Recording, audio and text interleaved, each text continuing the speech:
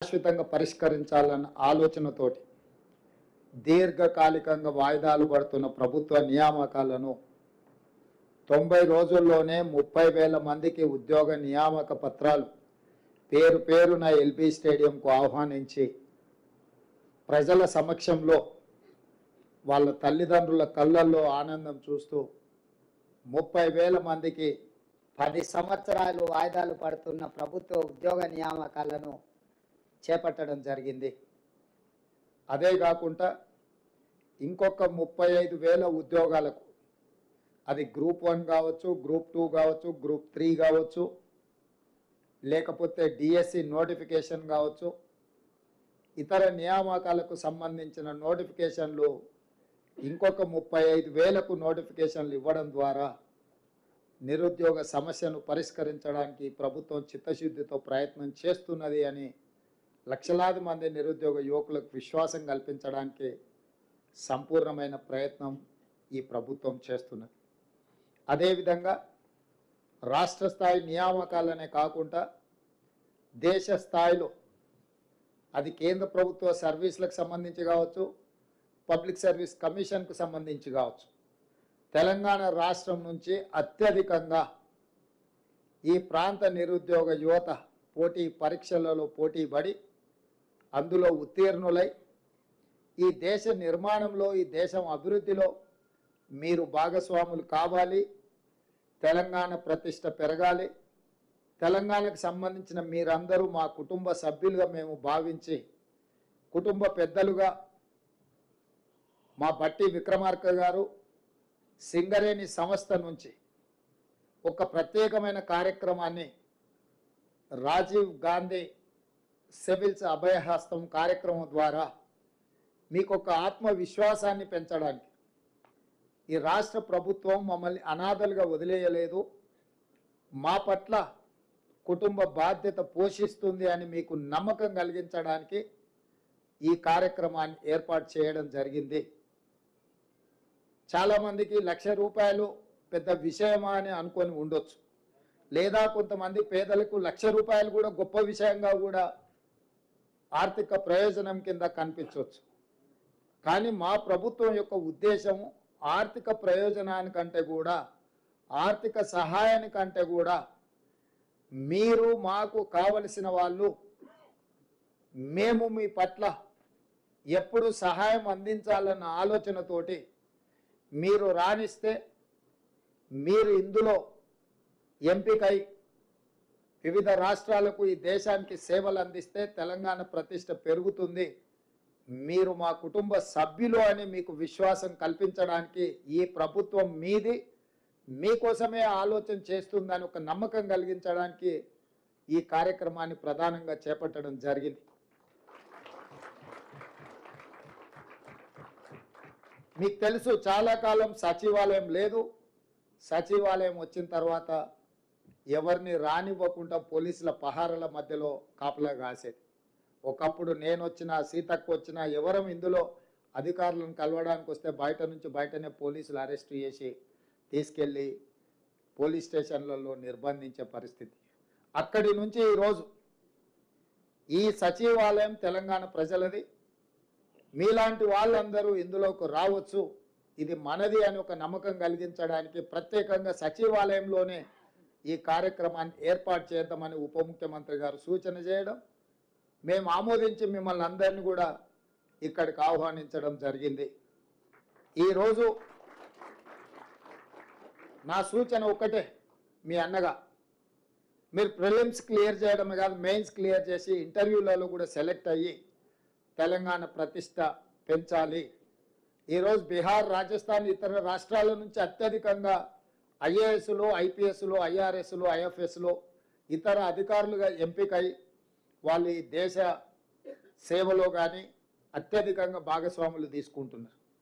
మరి అన్ని రకాలుగా ముందంజలో ఉన్న తెలంగాణ రాష్ట్రం నుంచి మనం ఎందుకు రాణించకూడదు, మన పిల్లలు ఎందుకు ఎంపిక కాకూడదు అన్న ఆలోచనతోటి మన వాళ్ళను, మన కుటుంబ సభ్యులను ప్రోత్సహించడానికి ఈరోజు ఈ కార్యక్రమాన్ని తీసుకున్నాం. మీకు సంపూర్ణంగా విశ్వాసం కల్పిస్తున్నది రాష్ట్ర ప్రభుత్వం. ఈ ప్రభుత్వం మీది, మీకు అండగా నిలబడుతుంది.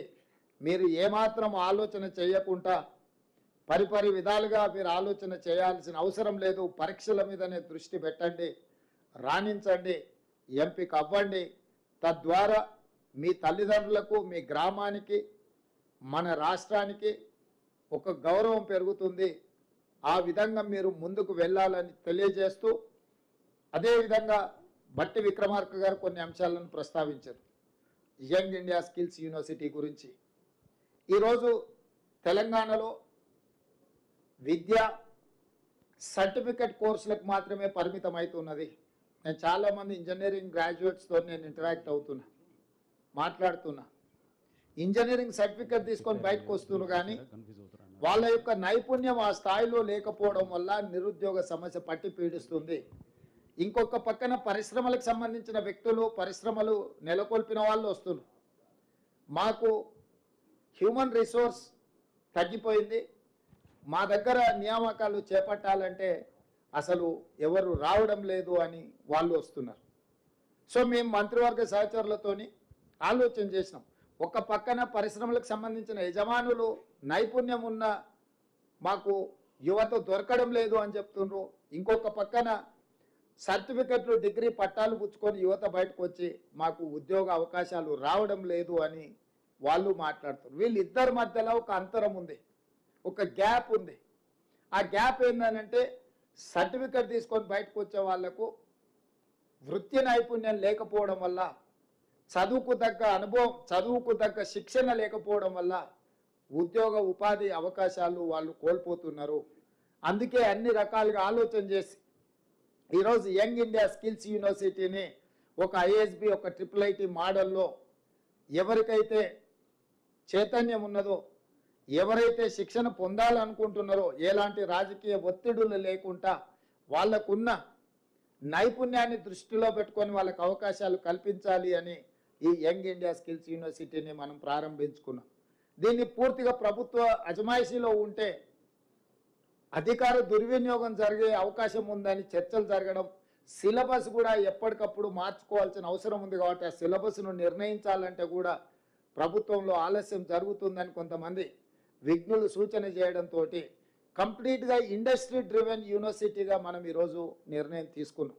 దీంట్లో Mahindra group of companies chairperson Anand మహీంద్రాని ఈ యూనివర్సిటీకి చైర్పర్సన్గా మనం ఈరోజు వారిని రిక్వెస్ట్ చేయడం జరిగింది. తెలంగాణ రాష్ట్ర ప్రభుత్వం నుంచి ఈరోజు మహీంద్రా యూనివర్సిటీని ఎవరైతే నడుపుతున్నారో వాళ్ళని యంగ్ ఇండియా స్కిల్ యూనివర్సిటీకి చైర్పర్సన్గా మనం రిక్వెస్ట్ చేస్తే వారు ఆమోదించారు. ఈరోజు IIIT చైర్పర్సన్గా పనిచేసిన శ్రీనిరాజును కో చైర్పర్సన్గా పెట్టినాం.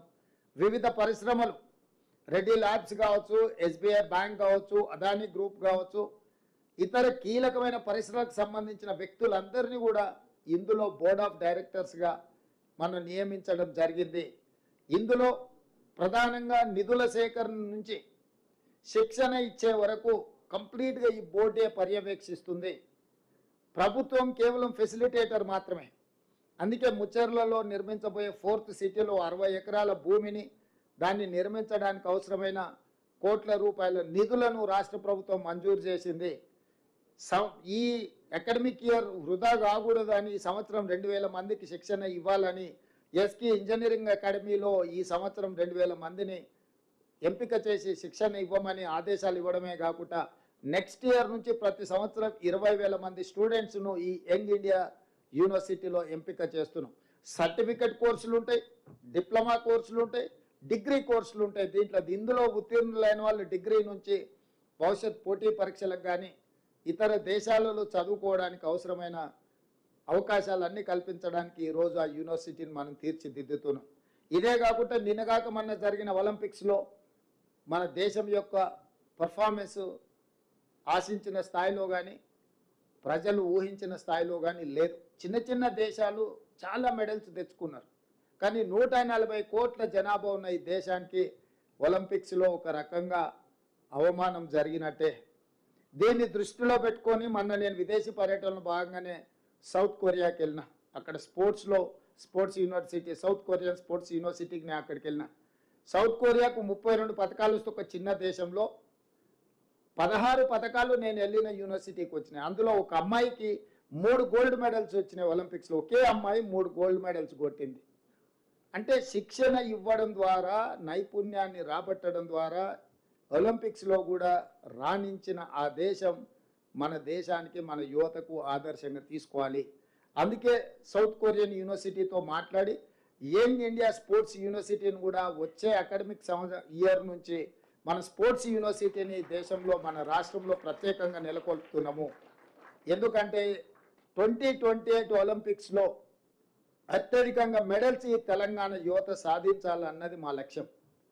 ఈ ఒకప్పుడు FA ఏషియన్ గేమ్స్ కానీ, నేషనల్ మిలిటరీ గేమ్స్ కానీ చాలా గేమ్లు నిర్వహించిన 2002 సంవత్సరంలో నిర్వహించిన గొప్ప అద్భుతమైన స్టేడియంలు గచ్చిబౌలిలో స్పోర్ట్స్ విలేజ్ దాదాపుగా ఈ 15 సంవత్సరాలు నిరుపయోగంగా మారిపోయింది. వీటన్నిటిని కూడా తిరిగి ఉపయోగంలోకి తీసుకురావాలి. వీటన్నిటిని కూడా తెలంగాణ యువతకు శిక్షణ ఇవ్వడం ద్వారా స్పోర్ట్స్ యూనివర్సిటీని ఒక ఏర్పాటు చేసి తెలంగాణ యువతకు క్రీడల పట్ల ఆసక్తిని కల్పించడమే కాకుండా తెలంగాణ యువతకి అద్భుతమైన శిక్షణను ఇవ్వడం ద్వారా ఒలింపిక్స్లో ఈ దేశానికే తలమానికంగా తెలంగాణ యువతను మార్చాలని ఈ ప్రభుత్వం నిర్ణయం తీసుకున్నది. తొందరలో ఈ అంశాలను కూడా మీరు చూడబోతున్నారు. అదేవిధంగా ఇంతకుముందే బట్టి విక్రమార్క గారు చెప్పినారు, SC, ST, BC minority residential schools ప్రారంభించమని గత ప్రభుత్వం చెప్పింది.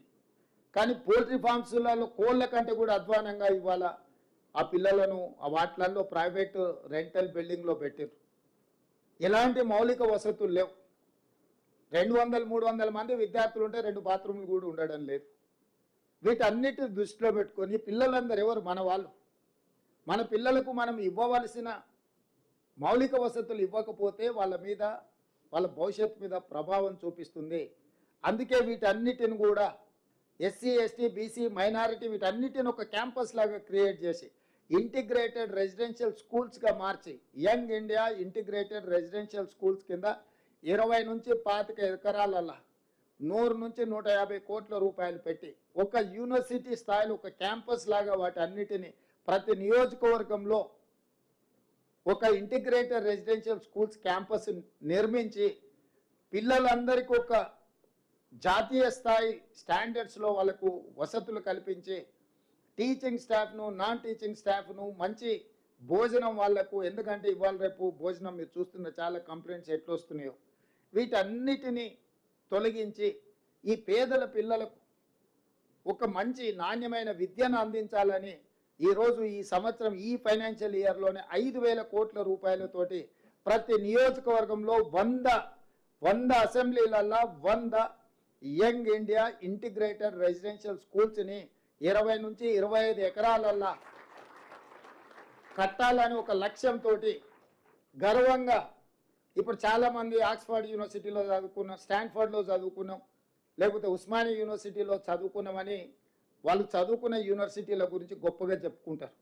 ఈరోజు రేపు భవిష్యత్తులో మన పిల్లలు మేము యంగ్ ఇండియా రెసిడెన్షియల్ స్కూల్లో చదువుకొని వచ్చినాము అని గర్వంగా చెప్పుకునే విధంగా వాళ్ళకు మౌలిక వసతులు ఏర్పాటు చేయడమే కాకుండా వాళ్లకు మంచి విద్యా బోధన చెయ్యాలన్నది మా ప్రభుత్వం యొక్క లక్ష్యము. ఆ దిశగా కూడా ప్రభుత్వం అడుగులేస్తుంది.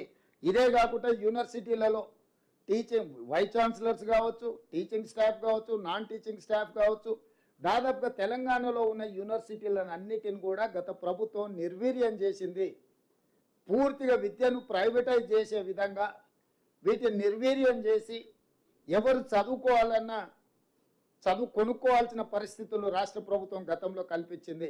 అందుకే తొందరలోనే 10-15 రోజుల్లోనే అన్ని యూనివర్సిటీలకు వైస్ ఛాన్సలర్ నియమించడమే కాకుండా మొత్తం ప్రొఫెసర్లు, అసోసియేట్ ప్రొఫెసర్లు, అసిస్టెంట్ ప్రొఫెసర్లు ఖాళీలు అన్నిటిని కూడా భర్తీ చేసి ఒక నాణ్యమైన విద్యను యూనివర్సిటీల పిల్లలకు అందుబాటులో తీసుకొచ్చి పోటీ పరీక్షలకు తయారు చేసే విధంగా విద్య మీద ఫోకస్ పెట్టాలని కూడా మన రాష్ట్ర ప్రభుత్వము ఇవన్నీ కార్యక్రమాలను చేపడుతుంది.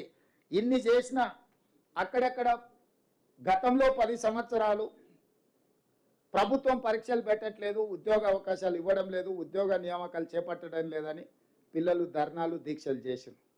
10 సంవత్సరాలు అదే కోసం. ఇప్పుడు మన ప్రభుత్వం వచ్చినాక పరీక్షలు పెడతామంటే కూడా కొంతమంది వాళ్ళను భయపెట్టి రోడ్ల మీదకి తెచ్చి మాకు పరీక్షలు వద్దు, వాయిదాలే అని ధర్నాలు చేపిస్తారు. మీరు సివిల్స్కు ప్రిపేర్ అయినరు, సెలెక్ట్ అయినరు, మీరు ఆలోచన చేయండి. ప్రభుత్వం ఎప్పుడైనా పరీక్షలు పెడతామంటే విద్యార్థులు పోటీ పడి పరీక్షలు వెళ్ళాలి. గత 10 సంవత్సరాల నుంచి మనం ప్రిపేర్ అవుతున్నాం కదా. ఏదైనా మీకు సమస్య ఉంటే ఈ ప్రభుత్వము మీకు అందుబాటులో ఉంటుంది. నాతో పాటు మంత్రివర్గ సహచరులు అందరూ మీకు అందుబాటులో ఉన్నారు. ఎవరైనా కలవకుంటున్నారా? ప్రతిరోజు నేను మీ మధ్యలోనే కనిపిస్తున్నా కదా. మా మంత్రులందరూ మీరు ఎవరిపైనా కలుస్తున్నారు. నేను ఎందుకు చెప్తున్నంటే కొంతమంది ఉద్దేశపూర్వకంగా విద్యార్థులను రెచ్చగొట్టడం ద్వారా రాజకీయ ప్రయోజనం పొందాలని ప్రయత్నం చేస్తున్నారు. గతంలో ఈ రకంగా లబ్ధి పొందినరు. గతంలో ఈ రకంగా రెచ్చగొట్టి పిల్లల ప్రాణాలను ఆత్మ బలిదానాలను చేసి ఆ పిల్లల ప్రాణాల పునాదుల మీద అధికారంలోకి వచ్చిండ్రు. 10 సంవత్సరాలు వాళ్ళని పట్టించుకోలే, ఏ పరీక్షలు నిర్వహించాలి, ఏ ఉద్యోగాలు ఇవ్వాలి. ఇప్పుడు ఉద్యోగం పోగానే మళ్ళీ విద్యార్థులు గుర్తొచ్చారు, వాళ్ళ ప్రాణాలు గుర్తొస్తున్నాయి. నేను అందుకే పిల్లలందరినీ ఎందుకయా మీరు ఉన్నారు కదా దుఃఖాలాక బాబా మట్లు మీరు ఆమర నిరాహార దీక్ష కూర్చోండి పరీక్షలు వాయిదా ఎన్నిక అని చెప్పి నాకు తిక్కలేసి. ఎందుకంటే ప్రభుత్వం పరీక్షలు నిర్వహించాలనుకున్నాడు, మీకు ఉద్యోగాలు ఇవ్వాలనే కదా. మాకేం ఉద్దేశం ఉంది? వాయిదాలు వేస్తే మాకే మంచిది, మీకే నష్టం. మీకు ఏదైనా ఇబ్బంది ఉంటే, ఏదైనా అంశంలో మీరు ఏదైనా ఇంకా బెటర్గా చేయడానికి ఏదైనా సూచన ఏదైనా చేయదలుచుకుంటే ఈ ప్రభుత్వం సిద్ధంగా ఉంది. ఎందుకంటే వాళ్ళు కూడా మీ సోదరులే, మన సోదరులే, మన పిల్లలే. ఇప్పుడు ఆ పరీక్షల కోసం వాయిదాలు వేయమని అడిగేటోళ్ళు కానీ, నిరసన తెలిపేటోళ్ళు కానీ వాళ్ళు ఎవరో బయట వాళ్ళు కాదు, మన పిల్లలు. వాళ్ళకి ఏం కావాలనో ఈ ప్రభుత్వం సిద్ధంగా ఉంది. మీరు బయటికి వెళ్ళినాక వాళ్ళందరికీ చెప్పండి. నిరసన తెలపాల్సిన అవసరం లేదు, ధర్నా చేయాల్సిన అవసరం లేదు. ఈ ప్రభుత్వం మీరు చెప్పింది వినడానికి సిద్ధంగా ఉంది. అందులో సహేతుకమైన సూచన ఉంటే తప్పకుండా ఈ ప్రభుత్వం పాటిస్తుంది. అందుకే గ్రూప్ 2 పరీక్షను మీరు అడిగినారు, మేము పోస్ట్పోన్ చేసినాం. కానీ పరీక్షలే నిర్వహించవద్దు. ఎందుకంటే పరీక్షలు నిర్వహిస్తే పిల్లలందరికీ ఉద్యోగాలు వస్తే వాళ్ళకి ఇంధనం ఉండదు, వాళ్ళ రాజకీయ మనుగడకే ప్రమాదం వస్తుందని చెప్పి కొంతమంది కుట్రలు చేస్తున్నారు. కాబట్టి కుట్రలలో పడకండి. మీరు ఎవరు చెప్పినా మీ సొంతంగా ఆలోచన చేయండి, ఇది మంచిదా కాదా. ఈ ప్రభుత్వం ఉద్యోగాలు ఇవ్వడం వల్ల ఎవరికి లాభము, ఎవరికి నష్టము, ఈ ప్రభుత్వం పరీక్షలు నిర్వహిస్తే ఎవరికి మేలు జరుగుతుంది. ఈ ప్రభుత్వం ఈ రకంగా ప్రిలిమ్స్లో పాస్ అయిన వాళ్ళను పిలిచి ప్రోత్సహించి వెన్ను దడితే వాళ్ళకు ఒక మానసిక ధైర్యం, ఎస్ మా ప్రభుత్వం ఉన్నది, మా గవర్నమెంట్ ఉన్నాడు, మా ముఖ్యమంత్రి ఉన్నాడు, మా ఉప ముఖ్యమంత్రి ఉన్నారు, మాకు ఏదైనా విషయం ఉంటే మేము వెళ్ళి చెప్పుకుంటాం. ఇగో ఈ సచివాలయం మాది ఇయ్యాల లోపలికి వస్తే మీ కాన్ఫిడెన్స్ లెవెల్ ఎంత పెరిగి ఉంటుంది. ఆ బయట నుంచి దూరంగా పోతే మనకి ఎట్లుంటుంది, అరే ఇదేదో పరాయోళ్ళ ఆస్తి, మనం ఏదో దాని ముందల గడిల ముందల వెళ్ళిపోయే బానిసల్లాగా నుంచి బాజాప్తా లోపలికి వచ్చి సచివాలయంలో ఉంటే మీ కాన్ఫిడెన్స్ లెవెల్ మీరు పోటీ పరీక్షలకు ప్రిపేర్ అయ్యేటప్పుడు మీ కాన్ఫిడెన్స్ లెవెల్ నెక్స్ట్ లెవెల్కి వస్తుంది. అందుకే సచివాలయంలోని ప్రోగ్రాం పెట్టాలని మా ఉప ముఖ్యమంత్రి గారు సూచన చేస్తే తక్షణమే చెప్పిన, ఎస్ పిలవండి, సచివాలయం ఏం కొద్ది మంది కోసమే పరిమితమైన గడి కాదు, ఇది పేదల కోసం ప్రజాపాలన అందించే సచివాలయం, డాక్టర్ బాబాసాహెబ్ అంబేద్కర్ గారి పేరుతో ఉన్న సచివాలయం. ఇక్కడ ఈ కార్యక్రమాలను ఏర్పాటు చేద్దాము అని చెప్పి ఈరోజు ప్రభుత్వం ఈ నిర్ణయం తీసుకున్నది. అదేవిధంగా ఈ మెయిన్స్కు సెలెక్ట్ అయినాక కూడా మళ్ళీ ఇంటర్వ్యూలో ఉన్నప్పుడు కూడా ఖచ్చితంగా మీకు ఆర్థిక సహాయాన్ని అందించి మిమ్మల్ని ప్రోత్సహించడానికి ఈ ప్రభుత్వం ఉంటుంది. ఇది ప్రజాధనం, ప్రజల కోసం, ప్రజల ఉపయోగం కోసం. మా ప్రాధాన్యత ప్రజలు. గతంలో కూడా ఈ ధనం ఉండే, గత ప్రభుత్వం దగ్గర నిధులు లేక కాదు.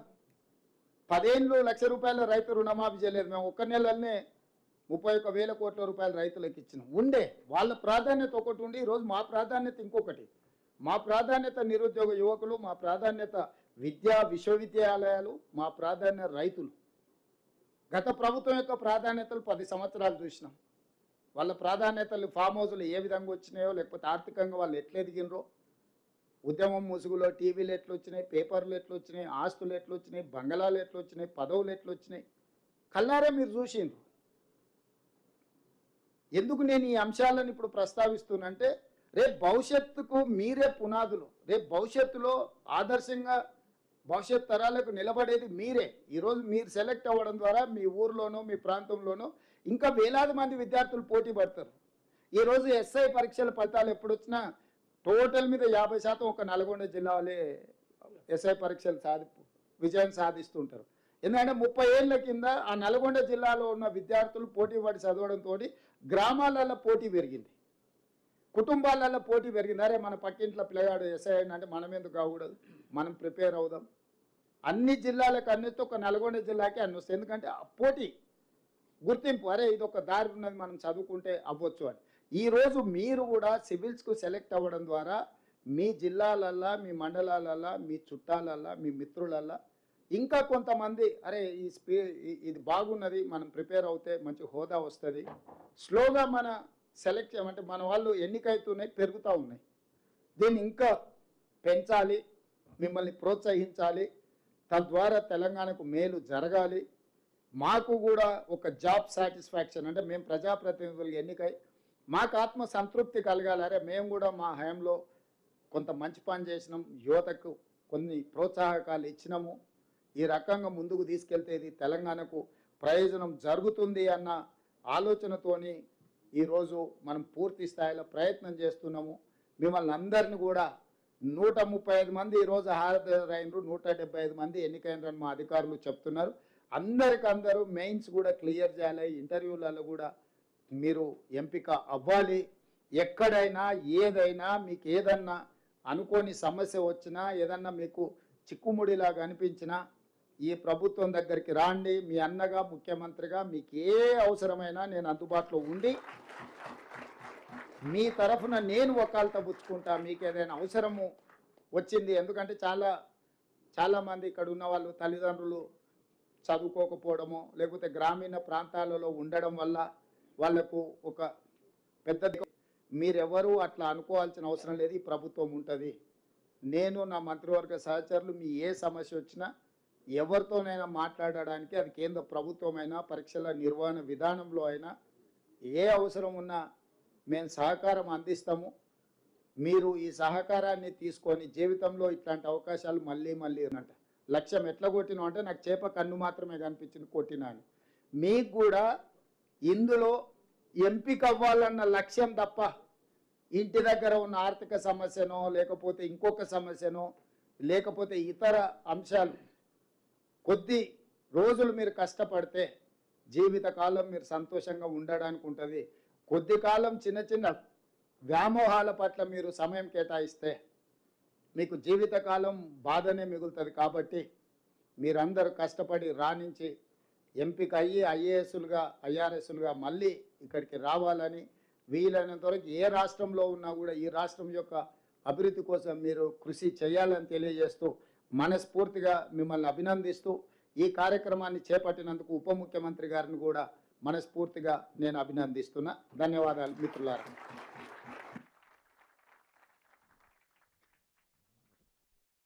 ధన్యవాదాలు సార్.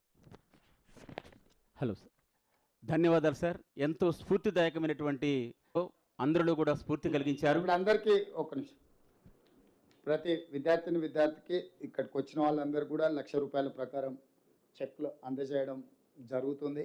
జాగ్రత్తగా తీసుకోండి, జాగ్రత్తగా వెళ్ళండి, బాగా చదువుకోండి. ఈ కార్యక్రమానికి వచ్చినందుకు మిమ్మల్ని అందరిని కూడా అభినందిస్తున్నా. Thank you so much sir. ఈ ప్రభుత్వం మీది, మీకు అండగా ఉంటుంది అని తెలియజేస్తూ మీరు తెలంగాణ గడ్డకే కాక దేశానికే వన్నె తేవాలి. ఒక్క నిమిషం, మెయిన్స్ పాస్ అయ్యి మళ్ళీ ఇంటర్వ్యూకి వెళ్ళే వాళ్ళకు కూడా మళ్ళీ ₹1,00,000 ఇవ్వడం జరుగుతుంది. మా భట్టి గారు నేను చెప్పినా కానీ ప్రత్యేకంగా చెప్పమన్నాడు. ఇప్పుడు ప్రిలిమ్స్ క్లియర్ చేసి మెయిన్స్కి వెళ్తున్నందుకు మీకు ₹1,00,000, మెయిన్స్ నుంచి మళ్ళీ ఇంటర్వ్యూకి వెళ్ళే వాళ్ళకు కూడా మళ్ళీ ఒక ₹1,00,000. ఎందుకంటే మీరు పోటీ పడాలి, కష్టపడాలి, చదవాలి, ఢిల్లీకి పోవాలి. కాబట్టి మీ ఒక్కసారి అందరూ లేచి నిలబడి దారి ఖర్చులు అంటారు కదా, దారి ఖర్చులు అందరికీ ఇవ్వడానికి ప్రభుత్వం అద్భుతం సార్, అద్భుతం sir. Thank you so much sir. దయచేసి అందరూ కూర్చోండి సార్. ఈ శుభ సందర్భంలో మీ యొక్క అనుమతితో ఒక 2 అమ్మాయిలు సెలెక్ట్ అయినటువంటి వాళ్ళు సంక్షిప్తంగా వారి యొక్క సందేశం ఇస్తారు సార్. రండమ్మా. ప్రీతి ఫ్రమ్ సూర్యాపేట. అందరికీ నమస్కారం. ముందుగా I would like to thank young and dynamic and visionful Revanth Reddy sir, our CM, and Batti Vikramarka sir, who is empathetic and who is the reason for this scheme. to become implemented. Also, Balram sir and the team of Singareni, who made this Civils Abhaya Hastram scheme a real. And ఇది ఇప్పటివరకు మన స్టేట్లో this is the first time civils prepare అవుతున్న వాళ్ళకి financially కూడా burden ఉండకూడదు. మనం civils preparation is at least a 1 year programme. 1 yearలో మనకి మెనీ టైమ్స్ ఫైనాన్షియల్ హర్డిల్స్ అనేది వస్తూ ఉంటుంది. In the process back of the mind run అవుతూ ఉంటుంది, ఫైనాన్సెస్, ఫ్యామిలీ, పేరెంట్స్ కష్టం, ఎవ్రీథింగ్. ఇదంతా లేకుండా you can prepare for the exam without all this burden అని చెప్పేసి this is a really good initiative. And I really thank Telangana government and all the delegates and ministries present over here on behalf of all the aspirants and parents who are over here. Thank you so much. Thanks, Abba. Nikita from Nalgonda. అందరికీ నమస్కారం. ఇక్కడ వచ్చేసిన మన dignitaries and our visionary and young and dynamic CM గారు and also our deputy CM Bhatti Vikramarka గారు and other dignitaries. And ఈ scheme అనేది it's actually చాలా ఎంపవర్మెంట్ ఇస్తుంది మాకు. And it also makes us more responsible because ఇంత మా మీద ఫైనాన్షియల్గా ఇన్వెస్ట్మెంట్ చేస్తున్నప్పుడు it also makes us more responsible to work even harder. And also this is something which ఏ స్టేట్లో కూడా ఎంటైర్ ఇండియాలో ఇలాంటి ప్రోగ్రామ్ ఏ స్టేట్లో కూడా లేదు. And this is something which is actually a progressive step towards our entire civil services community from our Telangana. And also I, on behalf of every civil servant over here, thank everyone like Singareni and also Telangana government for taking this a progressive step. And also moreover ippade తీసుకున్న decision and one more 1 lakh financial will be given to every aspirant who clears the mains exam అనేది ఇప్పుడు ఇంకా it gives so much of enthusiasm to work even more harder and also serve the entire community in Telangana as well as in the entire India. Thank you. Thank you sir, thank you so much అమ్మా. మీ చక్కని స్పందనని తెలియజేసినందుకు అది అందరి యొక్క స్పందనగా మేము భావిస్తున్నాం. ఇప్పుడు చెక్కుల పంపిణీ కార్యక్రమం సిద్ధంగా ఉంది. చెక్స్ తీసుకొచ్చే వాళ్ళు ముందుకు రావాల్సిందిగా కోరుతున్నాం. మీరు అక్కడే ఉండండి సార్. జాదవ్ విలాకర్ చెక్కును అందజేయాల్సింది సార్, మీరు వెళ్ళండి. జాదవ్ విలాకర్ మీరు అటు వెళ్తారా సార్? మీరు అటు వెళ్ళండి సార్, కింద నుంచి అందిస్తారు సార్. కింద నుంచి అందించండి, కింద నుంచి అందించండి, కింద నుంచి అందించండి సార్.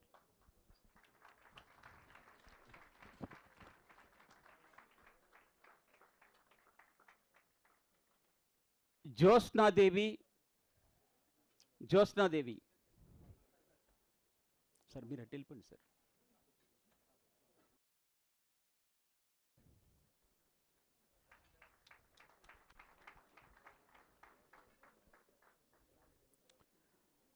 దోనపాల కిరణ్ పెద్ద చెక్క 2 ఉన్నాయి సార్.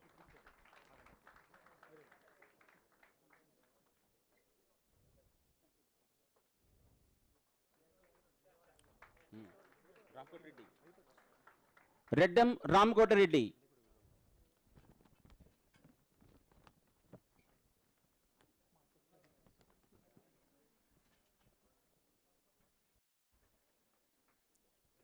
అలాగే తర్వాత Ramtek Sudhakar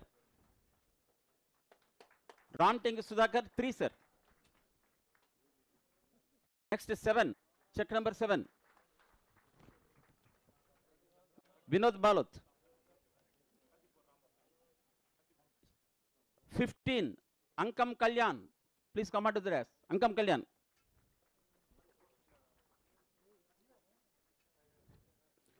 next 18 sir Nikhil Sai Chiluveru Jangaon. Next sir 21 Shravan Bootla Karimnagar.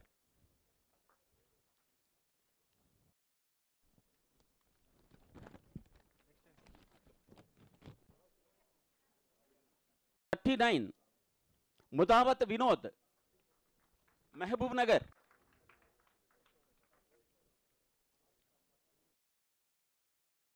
Next 44 Besta Priyanjali Mahabubnagar. 49 సోదరి జంపన్న మంచిర్యాల.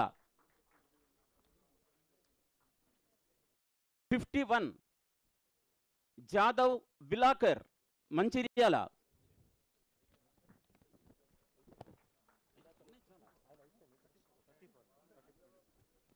54 నూకల మానస్ ఇచ్చేసండి సార్. నూకల మానస్ నిర్మల్ నుంచి 83 సార్. 83 భూక్యా అక్షయ్ కుమార్ ఫ్రమ్ నిర్మల్. నిజామాబాద్ నుంచి దొనుపాల కిరణ్ 88 సార్. అక్షయ్ కుమార్ వచ్చారా sir? 88 Donupala Kiran. 15 sir. 88 sir. 88 90 Shashank Dahagama Peddapalli. Shashank Dahagama Peddapalli.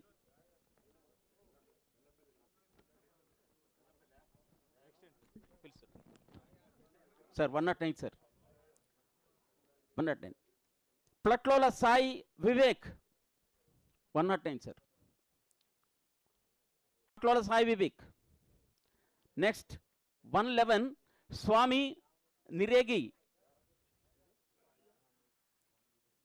స్వామి నరేగి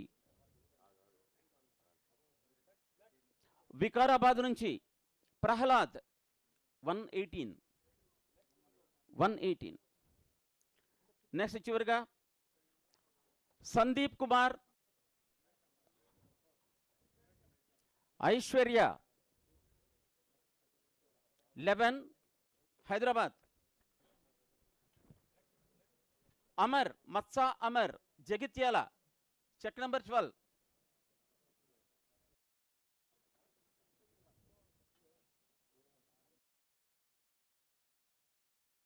పేరెంట్స్ వచ్చారు సార్. ఒకళ్ళు మద్దుల వెంకట్ సాయి జగిత్యాల నుంచి, వారి పేరెంట్స్ వచ్చారండి, త్వరగా రండి. 14 number Boorugupalli Neeraj Kumar OBC Jagtial 14 serial number. సరే. Nithin Reddy Gottam Nithin Reddy Jangaon 16. Next 17 Asbira Balaji Jangaon. Asbira Balaji. Bhukya Raj Kumar Jayashankar Bhupalpally 19 check number 19.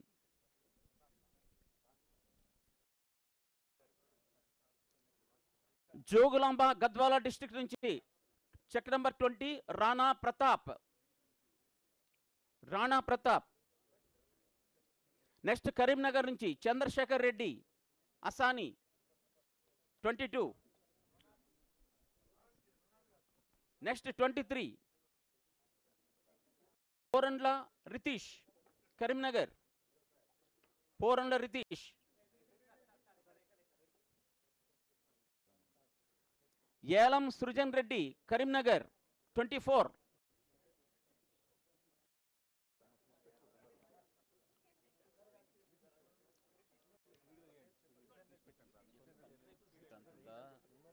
ఏలం Srujan Reddy Karimnagar